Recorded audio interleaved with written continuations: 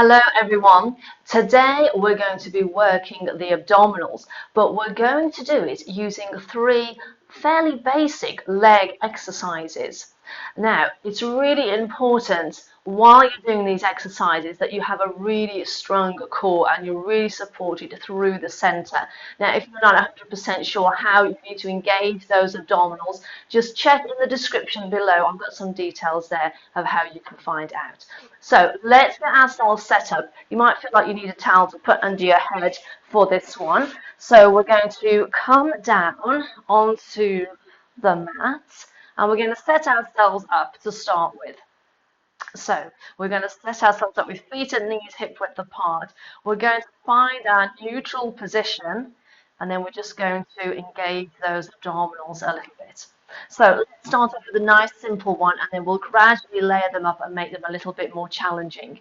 Okay, so the first thing we're going to do is float one knee up. So as you breathe out, we're going to float one knee and then lower back down. And float the other knee and lower back down. Now, this exercise seems really simple and it looks really easy, but it's deceiving. It's harder than it looks. Okay, because as we're doing this exercise, there's an awful lot going on. Okay, you've got to try and stay in that neutral position and you've got to keep the abdominals engaged so that you're nice and supported round the center, and that gives us lots of control through the legs as we move them. Okay, now that's our first one. So let's make it a little bit more challenging. So if we start with one leg in this position, okay, still set up nicely through the center, we're going to switch the legs over this time. So we're going to have both legs moving together. So we're going to take a breath in to prepare, and then as you breathe out, we're going to switch the legs, then hold for a breath in. Breathe out, switch the legs, then hold for a breath in. Breathe out, switch, and hold. Wonderful. So again, even more supported through the center of the body, then through the abdominals and into the lower back.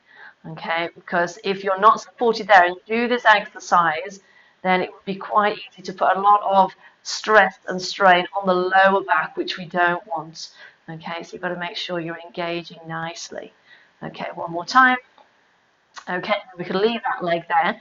We can move it on again. We can float the other leg up. Okay, hold them both there. Now this time we're going to do some little toe taps. So as you breathe out, we're going to tap the toe and release. Tap the toe and release. Tap and release. So again, I'm nicely engaged through the center. I'm fully supported, so I'm not putting any pressure through my lower back.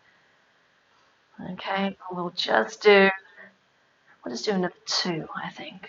So we'll breathe out, tap and release and tap. And then at the end, you can hug those knees in nice and tight to finish with. It gives the lower back a nice little stretch and stretch through your bum as well.